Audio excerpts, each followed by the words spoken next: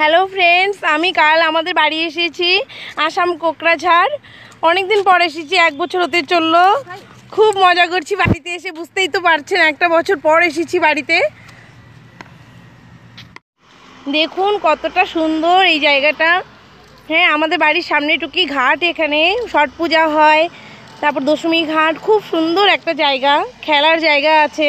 ওইদিকে দেখুন বন্ধুরা, আমার যে বোন ভাই বোনরা, আমার বোন, তারপর আমার ছেলে, দিদির ছেলে, আমার বোনের মেয়ে, সবাই একসাথে খেলছে। দেখুন কত মজা করছে। বুনু ওদিকটা যাচ্ছে। এই বুনু, কোথায় যাচ্ছিস? ওদিকে, এদিকে আয়। আচ্ছা, দেখুন বন্ধুরা কতটা সুন্দর আমাদের এখানটায়। দেখুন খুব সুন্দর, না এলে বুঝতে পারবেন না বন্ধুরা, এত সুন্দর একটা জায়গা।